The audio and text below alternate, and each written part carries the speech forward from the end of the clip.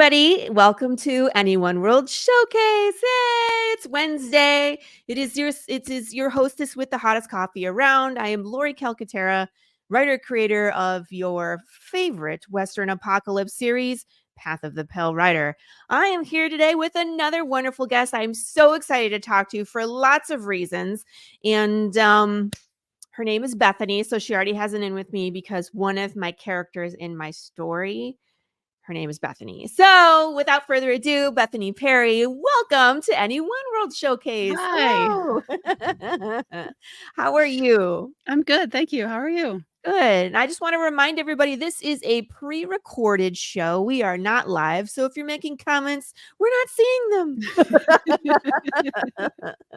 Because a lot of times people will be in the comments and they'll ask questions like, nope, sorry, we're not ignoring you. We're not here. Right. So Bethany, you are a writer, Right. correct? And you write novels. Yes. That's awesome. And it's like NE1 World is so cool because it's like there's graphic novels, Mhm. novellas, comic books. There's all sorts of cool stuff. And it's nice to meet people maybe from a different genre and pick each other's brains. So I'm Yeah, really for looking sure. forward to this. So why don't you tell everybody, and me included, your origin story, like how you got into writing, what excites you about writing, your genre, influences, all that good stuff. Okay. Yeah. I think that I started writing sometime in first grade. One You of my too, huh? teachers, I turned in like some work, and one of my teachers said, "Hey, this is pretty good." And so here I am. Still writing. And my dad wrote poetry. Okay. And some short stories, which I didn't know much about until after he passed away when I was 12.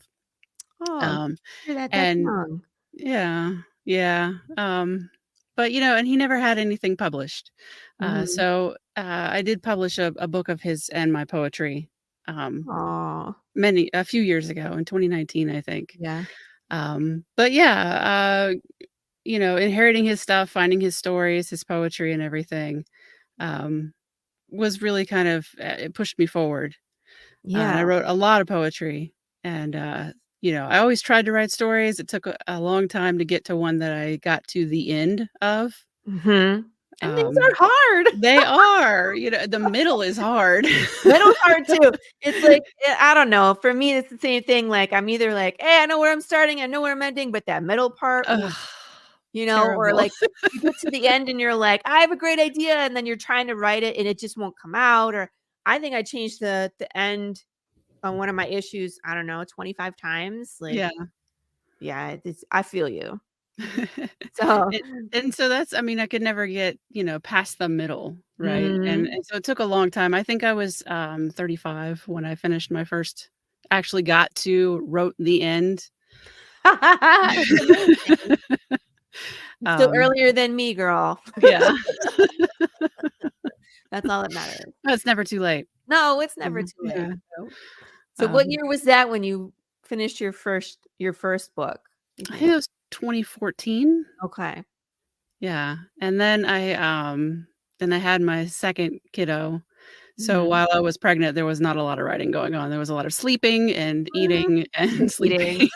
sleeping, yeah. Yeah, Mhm. Repeat. yeah. Um, Uh-huh. So what influences your writing? Because you have several books. I do. Yeah. I have 4 out now, and my 5th is coming out at the beginning of February. That's Yeah. exciting. Um and horror is one of my favorite genres. The book that's on NE1 World is horror. Yes. I'm Uh, excited. and I was t good. Yay. I was telling my 18-year-old the other day that, when I was their age, there was no YA. No. There was some middle grade, and then we went from that to Stephen King. That was me too. It was like, you read some Dean Koontz, and then it was like full on Right. Stephen King. My And there was sister some and I, Agatha woo. Christie in there in the middle. It's like, Um, what? I don't even remember which the first one that we read, but Pet Sematary was up Pet there, Sematary and was my first one. I don't know if that was my first. I think it was dating. Definitely wasn't The Stand, but, like, Yeah, it no. was still big too, right? Right. Yeah, see, Uh, right into Stephen King. I yeah, don't right into Stephen King, and, Mhm. what I really got from reading all of his books over the years is that horror is something that, it kind of shows you how to get through the middle. Hmm. It's not just about the horrific things going on and stuff. It's to me, it's more of a when you come out the other side, Mm-hmm. you know, you Interesting. see that you could make it through. So to me, Yeah. it's kind of a very human thing Oh, to for sure. to go through all these things and all this difficulty and to just push through and make it to the end. I find horror interesting because to me it kind of shows as a culture what we're afraid of at the Oh, time. absolutely, You for know, because sure. you ever watch, like, the evolution of horror throughout the decades and how it's like, the classic monsters, and then it was, atomic power, and then it Yeah. was, like, viruses and Well, and there were a lot zombies of and serial oh, killers, when yeah, we the were '80s was, kids. like, slasher heaven, and then it was, like, contagions again, and oh, yeah, Right. it's so interesting to watch horror evolve, you Mhm. know? It Mhm. that's and we're a part of that, Yeah. things that scare me are in my book. Right, Is exactly. that what you put in yours? Is Oh, that yeah. Oh, yeah. yeah. When I was 4 years old, I think it was probably a babysitter that let me watch Night of the Living Dead. When you were 4, are they crazy? And, I've been terrified of zombies ever since, so, they're one of my favorite things. Oh, you would love my book. Yeah, well, and there's zombies in my book as well. Yay! Um, Oh, see, we're besties. Sorry, we yeah. just became best friends. Good. So, zombies in the book, what else? What else is in there? Tell us. Well, in the book, it's, I've seen a lot of zombie movies, read zombie Yeah. books, and it's always about the beginning. Yes. We see it happen, and I'm like, "Well, I've seen enough of that. I wanna see what happens at the end." Okay. So in the book, they've come up with a cure. It's about 5 years after the cure, and I wanted to see what it was like to put the world back together. Interesting. Could it be the way it was? Should it be the way it was?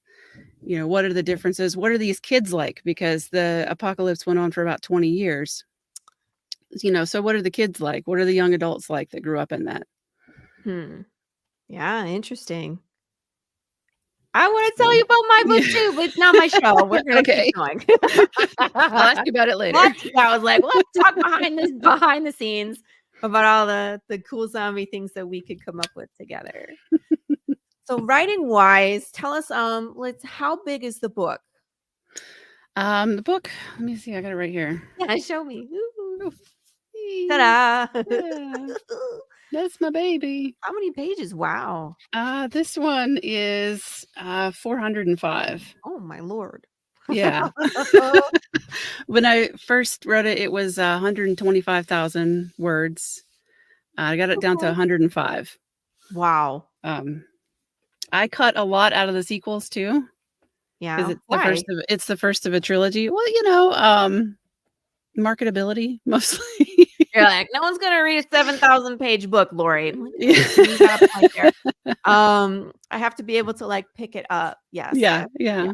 Well, book 3 is kind of a doorstop, but, by then there's a lot to wrap up, right? Yeah. I mean, yeah. It's my Any writer that's worth their salt understands, like, we gotta recap, Yeah. we gotta have fan service, we gotta pay homage to Right. everything that's come in the last 2, right? We got all of that. We got all that. Yeah, Plus, we gotta have a good resolution. exactly. So are you a plotter or a pantser?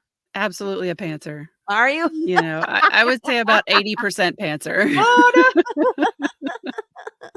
For people that don't know what we're talking about, a plotter is someone who plots out the story like act 1, act 2, act 3. A pantser is like, "Okay, my character feels like this. Let's write what happens next." Right. And they just write it.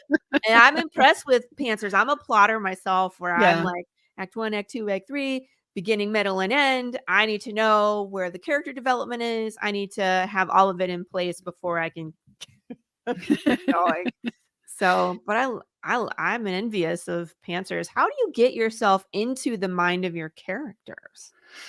For this trilogy, I listened to a lot of music that made me think of them, Ooh, what and kind? so, oh gosh, all kinds. There was some Pantera, Mhm. There was, some, Mazzy Star, Yeah. it was kind of all over the place. There was some, like, chill, like, deep house music, just Mhm. kind of all over the place, just anything that made me think of them. Um, Alright. in the That's 3rd book, there was a little bit of Justin Timberlake too, I have to admit. I have questions about that, but I won't ask 'em on the show. I don't never mind. Anyway, we won't touch it. So, is that your method? Like, sit down, turn on music, go right into the story? Is there any kind of, like, Um, pre-writing yeah, checklist? well, Coffee. with the trilogy, yeah, definitely some coffee or tea. Mhm. Um, and I have a day job, so during the day job, I put in my headphones and listen to their music. So by the time I got Oh, home, I was ready to jump into the scene. that's smart. It's Yeah. the day I'm working, daydreaming, you know what I Mhm. mean? Right. I'm like, Right. you're at work, what, looking out the window. I'm Yeah. in my other job right now, don't bother me. That's funny. Do you ever get, like, bright ideas while you're at your day job and you're like, "Excuse me for a minute, I need to make some All the notes." time. All the time. You should see I have a Google Doc where I have, like, all my ideas, and it's extraordinarily long. Mine is a whole stack of 3 by 5 cards I carry Yeah, around. yeah. I'm just like, "What if I And did this?"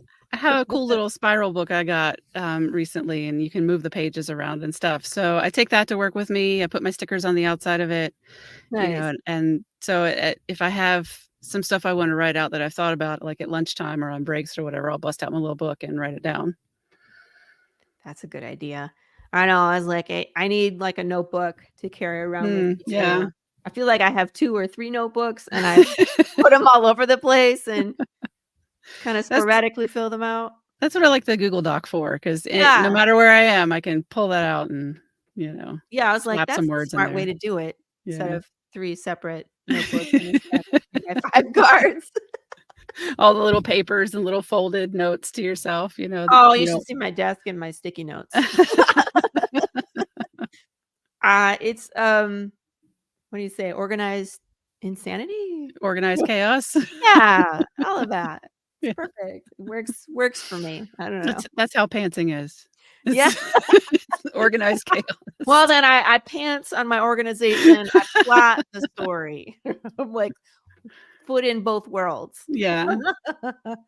So, when you were doing now this is different from me. When you were writing your story, and you decided to make it into a book, like, how did you step into that? Like, did you look for publisher? Did you wanna self-publish? Like, did you raise funds on Kickstarter? How does that go about for a novelist? For this book, I did, look for an agent for a while. Zombies are not very popular. I know, and In that's sad. traditional publishing, I know there's a lot of readers out there that love zombies, myself Yeah. included. Yeah, yeah. Um, but it's difficult with traditional publishing, and I didn't really wanna compromise the book. So in the Yeah. end, I felt that self-publishing was the right choice for me. I got the cover that I wanted. I got, the editor that I wanted, Mhm. and I got to keep all the story elements that were really important to me.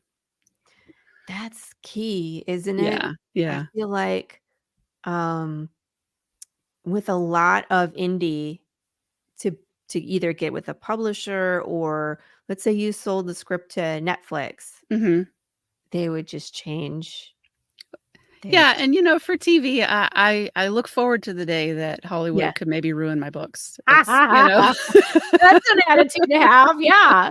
I mean, eventually hopefully they'll ruin mine too. Right, uh, Like things translate differently into visual media, so I true. understand that there has to be changes. I know, but don't change characters. That's the Exactly. hard part for me where I'm just like, Exactly. "I really like my characters. Please don't Yeah, turn them into something else." right, You know? as long as they follow their, the characterization, the people that they are, the Mhm. ending of book 3 I had to change.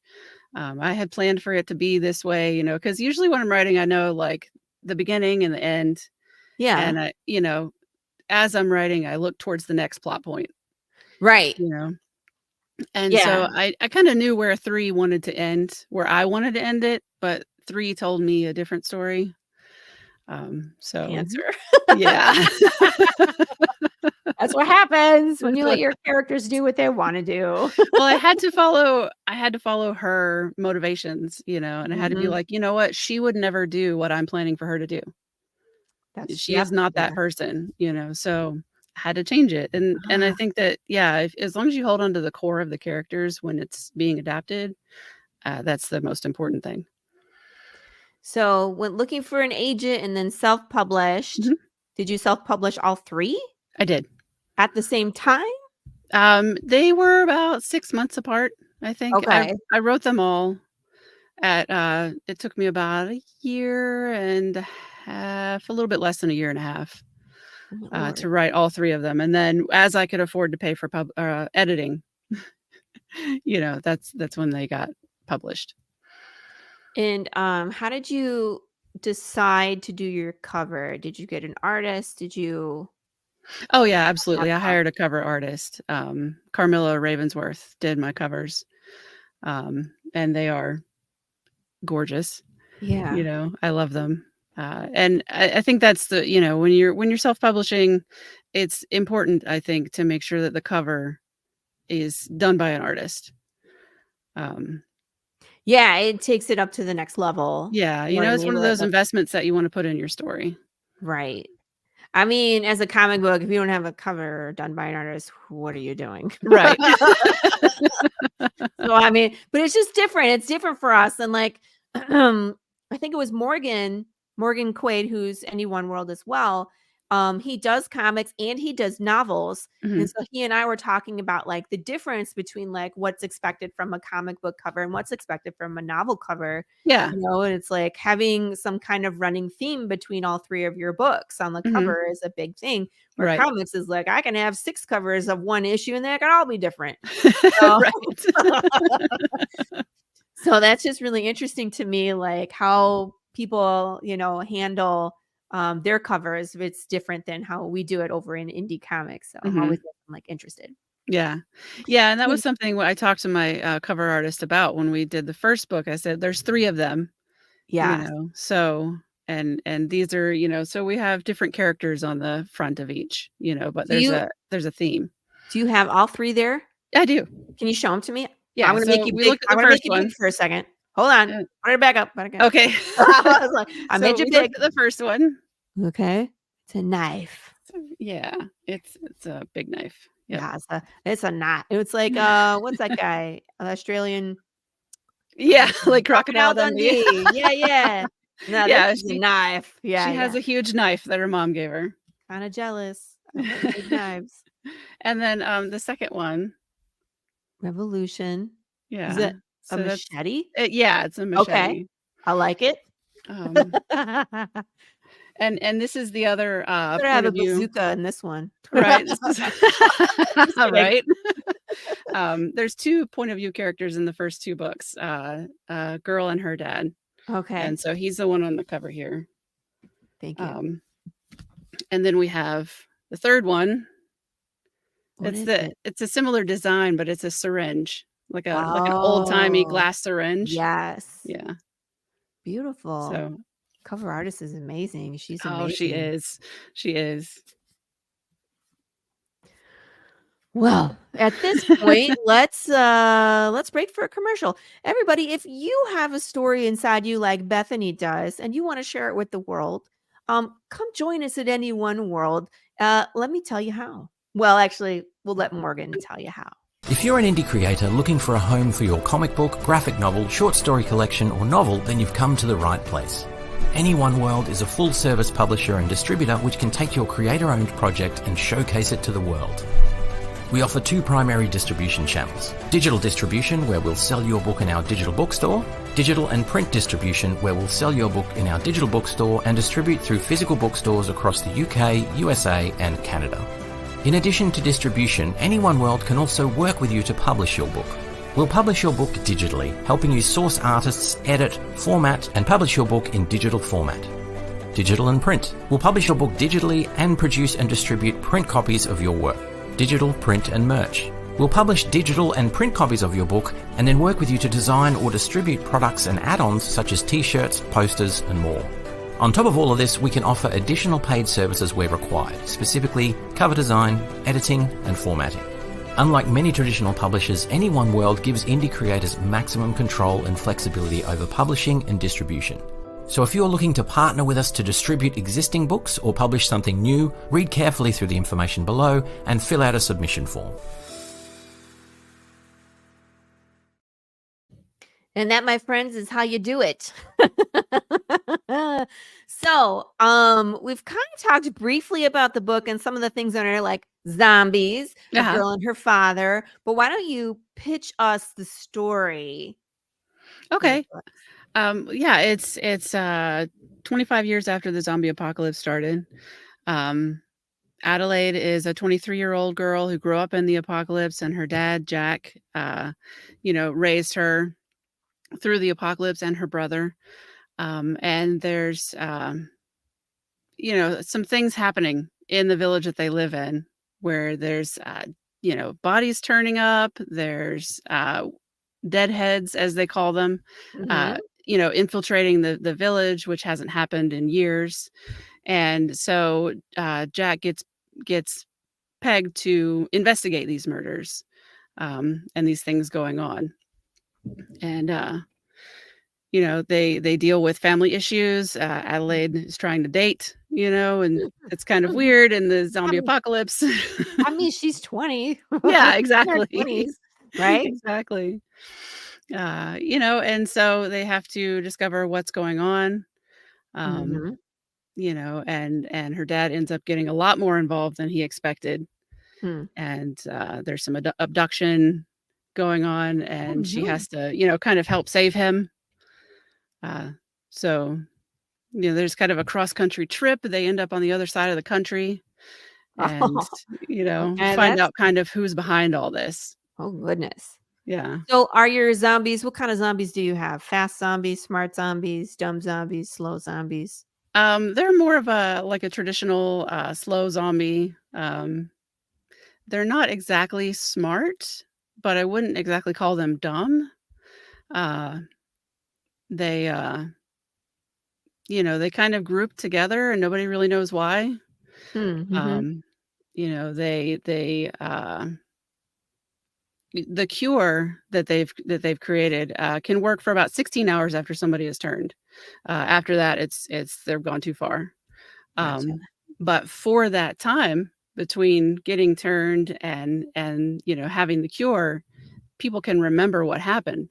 And they're also, experiencing being a zombie, like eating their loved ones when they don't want to. Oh, God. And then they have to live with that trauma? Yeah, it's a little traumatic. Yeah. So I don't think that anybody that gets turned comes back the same. Do they have just camps of turned people? Because I feel like, I don't know. Like they wouldn't want to be with the rest of the population, or B, the population wouldn't want to be with them. Right. I don't know. Yeah, there's people that have different ideas about, what to do with them. So it's 25 years after the zombie apocalypse specifically. Right. Have things broken down and rebuilt at this point? Yeah, so there's little like villages where they live. There's a city later. It's got about 20,000 people in it. That's big. Yeah. It's probably the biggest city in the trilogy, and that's in the third book. Gotcha. So there's not really a wider government or anything like that, but there is a couple of kind of mysterious corporations, like the one who released the cure. And there's some people, that all work together in this company to, get cell phones back online and stuff like that. So good corporations? Corporations are always nice, aren't they? I was like, you've seen enough zombie movies to know that's not the case. So that's why I was like, am I wrong on that? They're always the good guys, aren't they? That's the best answer. Totally answers my question there. Yeah. That's hilarious. We've seen Resident Evil. Thank you. Right. I just want to remind people, here's NE1 World Showcase website. We're going to have a dance break here. Ready, go.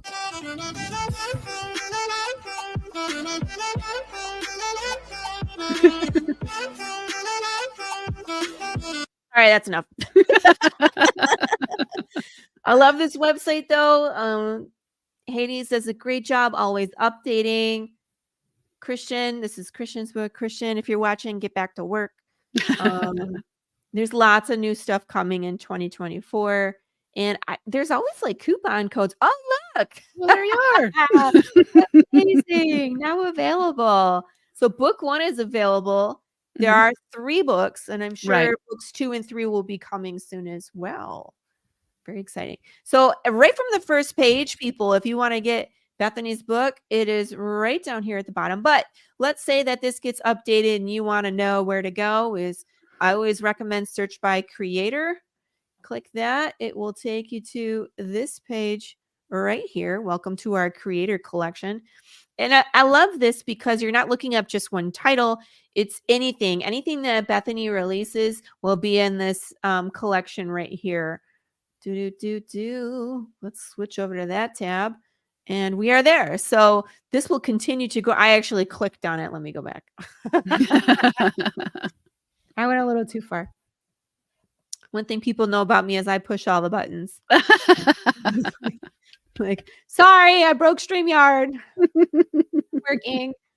Pushed all the buttons. So this will continue to grow. We have 1 here, but there'll be more as we continue. But I love digital downloads because I don't have to wait. This is immediate satisfaction. Right. Click on it. It heads right into the book. And as soon as you pay, then you can start reading. And this is amazing. So here you are, people. That's how you get to Bethany's books. And then as it continues to grow, you will find them all there. Love it. Love it. I know there's some new sales coming up too. I know Hades had mentioned a few different things coming. So everybody make sure you keep your eyes on the NE1 World Showcase website. There's sales and coupon codes and specials that only last for 24 hours. Dun, dun, dun. Oh, exciting. Yeah. So tell us more. Give me more information about the book, about yourself. Let's just dig in. So let me pick something here. Well, I think something that we touched on earlier is the way horror evolves. Zombies do too, and I actually talked about a friend on a podcast that's coming out soon about zombies. We talked all about zombies for like an hour. It was great. I mean, I wasn't trying to turn this into the zombie show, but we can. I have no problem with that. Please tell me about it. Yeah. And the way that like it's currently evolved in the American myth is that it's more of a utopia than a dystopia. In that, right now we're all part of the, corporate wheel. We're all, capitalism is pushing us all forward. And if we, die, we're immediately replaced by somebody else, and it just keeps pushing forward. It's just grinding and grinding. And so, when the zombie apocalypse happens, that all grinds to a halt. And suddenly there's less people and every life is precious again. So it's kind of positive in that way. I've never heard anybody have that take before. That's interesting. So, there's a lot of that, I think, in these books is how precious every life is and how, you have to fight to preserve that. And so there's actually kind of a lot of hope for a zombie apocalypse in these books. That's interesting, Bethany. Amazing take. Usually people are I go in the other dark direction. I'm like, people like zombie books because they want to experience what it's like to kill a human without feeling guilty. Yeah. And that's the way to do it. There's none of that. Right?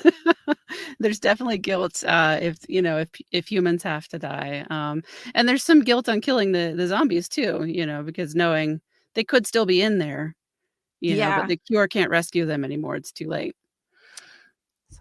So yeah, I'm not gonna lie, they get pretty dark. In your book, do you reveal how it all started? Not necessarily have like a an issue or anything talking about, like going Mhm. into it or going back in time or flashback, but does it like it's common knowledge everybody knows how it started since there's a cure? Yeah, it's some kind of virus. That's pretty much all they know. Okay, they where And it that's as started. far as I go. It's, to me, it could be, George Romero where it's whatever. It could Mhm. be, from a comet. We've seen that, Walking Dead, yep. yeah, all kinds of stuff. So, in this one, it's a virus and it acts like a virus. Mhm. So, a virus, it's only spread through bites, Bites. obviously, Yeah. but, like rabies or something like that. Hmm. What are there any other side effects from the I mean, zombieism? Do you take a unique approach to it, or is it traditional? They crave flesh. They Yeah, zombies and vampires were kind of once the same myth way, way back Yes. in the day, Yep. Mhm. so yeah, they're intrigued by blood, there's lapping up blood, there's, eating flesh, it's not just brains, How but descriptive do you get in this book? pretty pretty pretty Pretty descriptive. gory. You go there. Yeah, and, they're also, like they're rotting, Yep. so Uh-huh. there's the They stink. smell, Yep. and yeah, That's and one there's thing that I think I was reading on Twitter, like, people are like, "What are some of the other things that people don't think about in the zombie apocalypse?" And it's like, "Well, gasoline won't last longer than a year, if we're not Yeah, producing it." And someone else was like, "The smell. the smell. Hello? Ugh. Like, how could you not know there's a zombie around? You could smell it. Like, they're Exactly, not sneaking up on you." exactly. Although if I Yeah. do write a sequel trilogy, I have plans for that. They that you're gonna remove the smell? But maybe. Oh, you think people would become like, no, how, like, you get nose blind to something if you're living with a Exactly. smell for so long? Yeah. Yeah, I was Change wondering the about that. game a little. Hmm.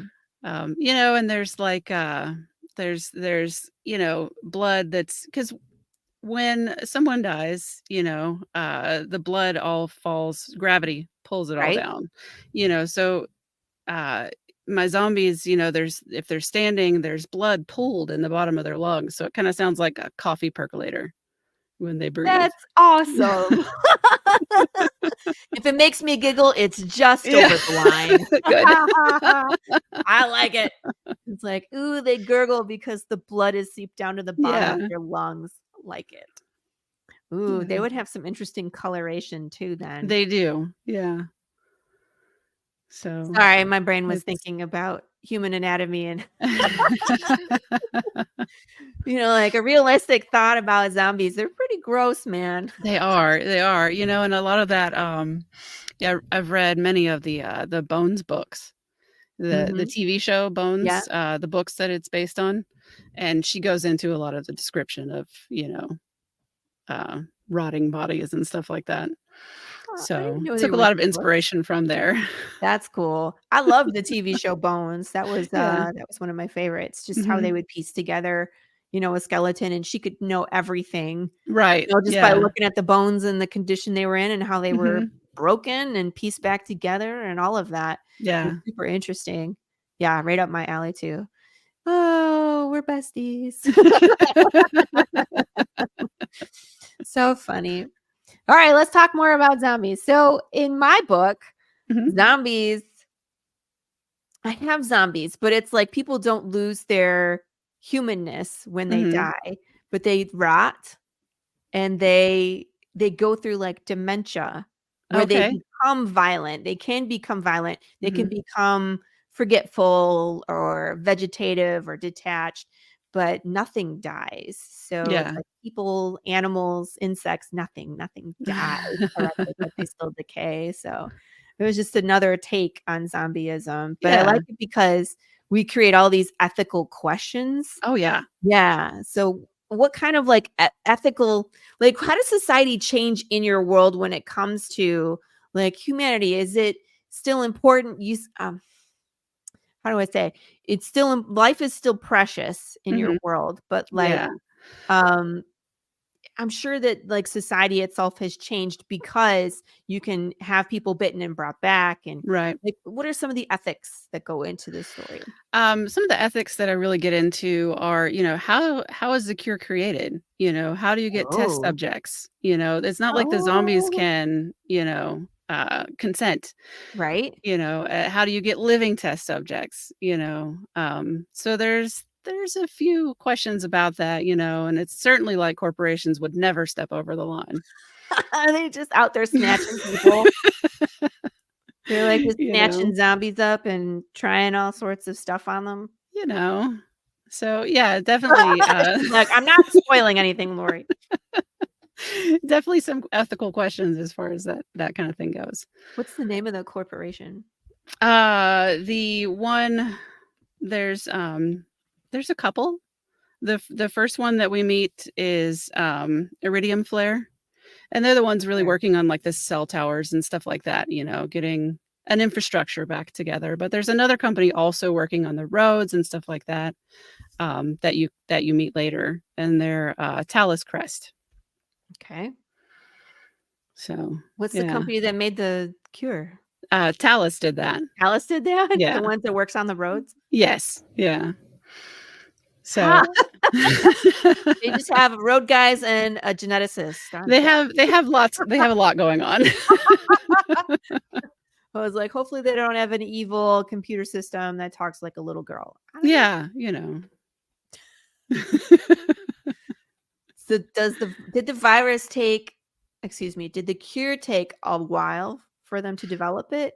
Or did they have it and they just didn't have enough to release? Or Yeah, they started developing pretty early on. They got, something sort of viable about, 10 years before the book is set. And it got released to, the masses about 5 years before the book is set. okay. All right. That took them 20 years. Well, I mean, it's like a lot of people died. Yeah, that's true. All your scientists are dead, so you got to rebuild and find people, and um, the first couple of years are all about survival. Yeah. So Just everything falls apart so fast. yeah, exactly. know? And so, It's you got to put it amazing back that they even together. find a cure. How did you So not end your world? I'd be like, and they right, all died at the end. right.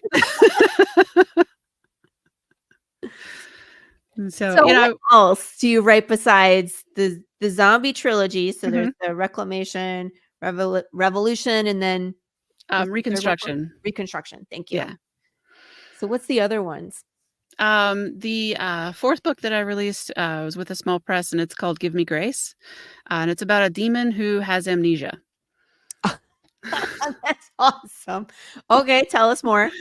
She does not know that she's a demon at first.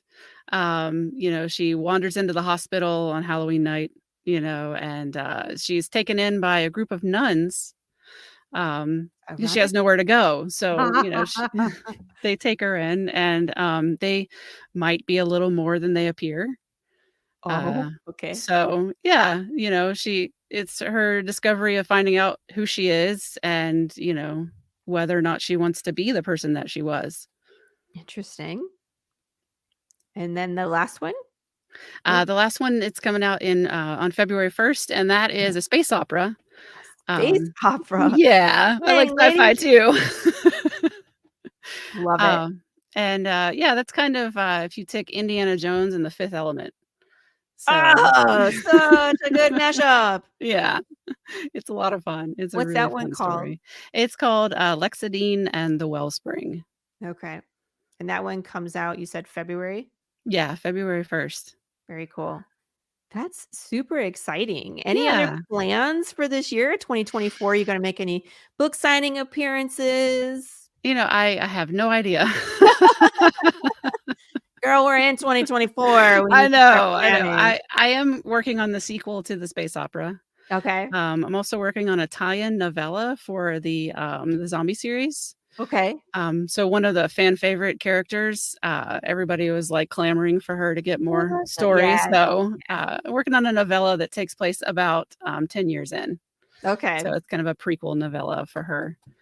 Very cool. You know, Well, and Bethany, yeah. I would love to see you at a book signing somewhere by Yes, me me. too. Me I'm in too. Texas. Where are you? You're in I'm in Arizona? Arizona. Yeah, Yeah. I was like, we're not technically too far So away. not that far. And you know, I am going to try to come to Texas for the eclipse. So, you know, that's in What is April. that? That that's it's April I want to say the 11th, something like that. It's going to be the last full total solar eclipse in North America for like 50 years. That's my So, daughter's birthday. oh yeah.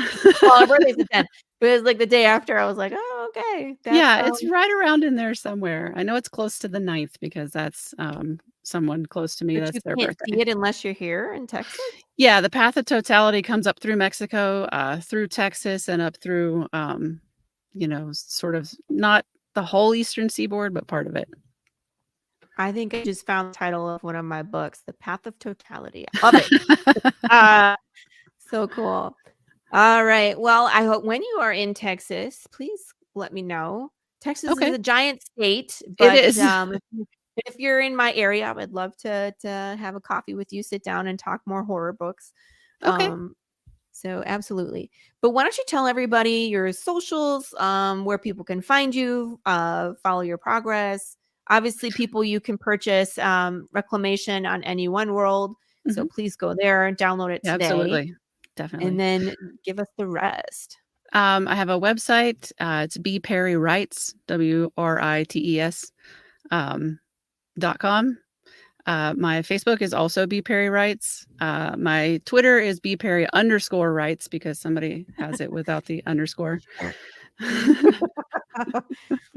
I also have an Instagram, which is bperry_writes. I mostly use that. It's private right now.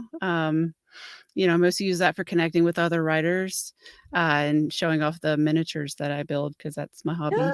Saw your miniature little books Yeah. on the They're Facebook. I was so like, oh, this cute. is so cool. People are making those like bookshelves and they fill in the books Yeah. and they tip them over and knock all the books out. I was Uh-huh. like, why is that a thing? Like, put them in there, keep them. I don't know. Yeah, I glue mine in, you know, when Yeah, okay, I thank build you. I was miniatures. like, I OCD would not like it if my kid was like, look at all the books and Yeah, like, no. no, we're not doing that. So, and I'm on Blue Sky if anybody's over there, also under B. Perry Writes. So, You're yeah, on all try the to keep it things. try to keep it as same as I can across the board. Yeah, I feel ya. Absolutely. Well, that makes it easy for people to find you on Right. whatever social media they Yeah. prefer, because everybody prefers something different. So Right. I personally just followed you on Facebook because that's Right where on. I am usually. So, I look forward to seeing more. And you are always welcome back on the show. And thank you so much for coming on. Yeah, thanks for having me, Laurie. Absolutely. Thank you, everybody, for watching. And we will see you again next week with another wonderful indie creator with NE1 World Showcase. Bye.